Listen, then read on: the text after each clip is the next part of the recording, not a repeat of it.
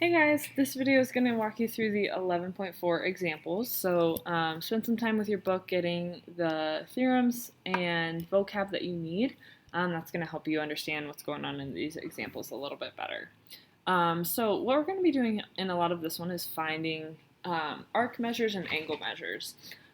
So the biggest thing we want to know about arc measures is that if the vertex of an angle is on the circle, the arc that it opens up to is always going to be double whatever that angle is.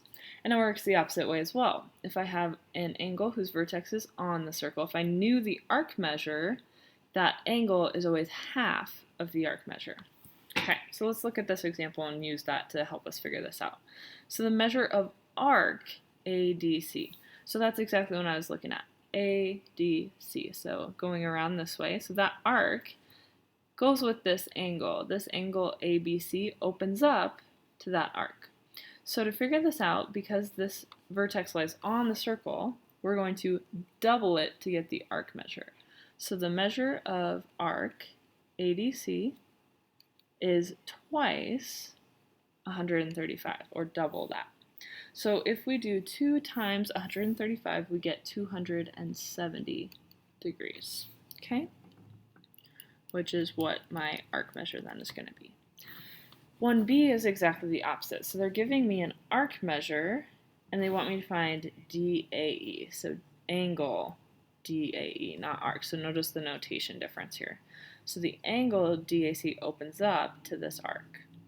So this angle is going to be half of this, or think about it, the arc measure is twice whatever this is. So if I take my arc measure, so we're going to find DAE by taking the arc measure, 76, and dividing by 2. And 76 divided by 2 is 38. So 38 degrees is the measure of angle DAE. Okay, next one we're going to do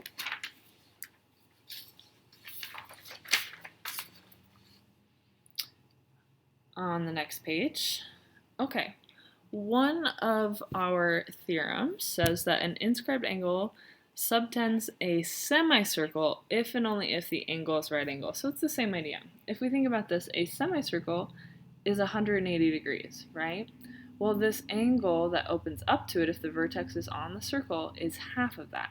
Half of 180 is 90. So that means this expression has to equal 90 degrees. So we're going to set 8z minus 6 equal to 90. Add 6 to both sides. So 8z equals 96. Divide by 8. So when I divide 96 by 8, I get z equals 12. Now, if they had asked me to find a measure of angle ABC, I would need to, or excuse me, any other angle, I would need to plug it back in, but they're just asking me to find the z here. All right.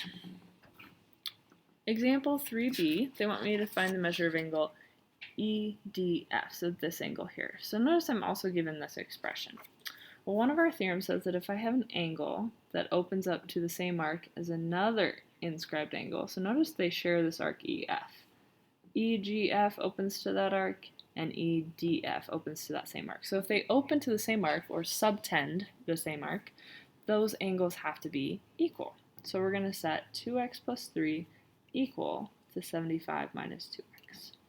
So I'm going to go ahead and add 2x to the side, and I'm going to subtract 3, so 4x equals 72. So divide by 4 to get x equals 18. Now, this one they didn't just ask for x. I need to plug my 18 back in for x. So EDF is this guy. So we're going to say 2x, so 2 times 18 plus 3. 2 times 18 is 36, plus 3 is going to be 39 degrees.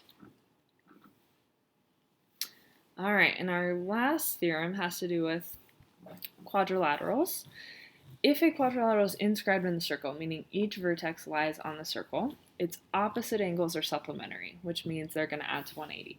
So since I don't have opposite expressions to add together with J and L, I'm going to use K and M. So angle K, which is 33 plus 6x, plus angle M, which is 4x minus 13, has to equal 180 by our theorem.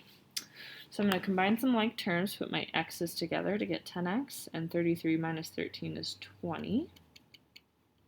Now that it's simplified, we can subtract 20 from both sides to get 160. Divide by 10 to get x equals 16. Now they're asking me to find each of the angle measures. So they want me to find angle J, K, L, and M.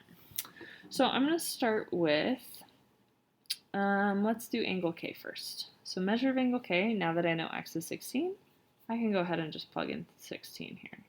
So I've got 33 plus 6 times 16. And once I do that information, I've got 129 degrees. Now, two options here.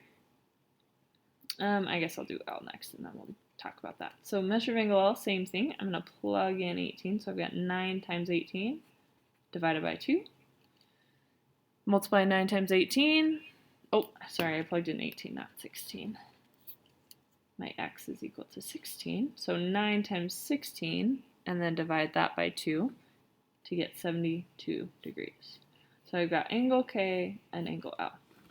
Now angle M, I could just keep plugging in 16 and figure out what that is. I could also do 180 minus angle K, right? Because these two have to add up to be 180. So I could say measure of angle M is just 180 minus its opposite angle, which is angle K, of 129 to get 51. And again, we could have just plugged in 16 here, and we would still get 51. So a couple ways we could have approached that. Now, angle J, we have to do this method because I don't have anything to plug in for angle J. But I do know that J and L are opposites and have to add up to 180. So from our step here, we found out angle L is 72. So if I do 180 minus 72, I get my angle J. And the other unique thing is a quadrilateral within a circle, and actually any quadrilateral, all four angles have to add up to 360. So we could also have used that to get angle J, add these three, and then subtract from 360. So multiple methods for solving this one, but we had to know to begin that the opposite angles added to be 180 degrees.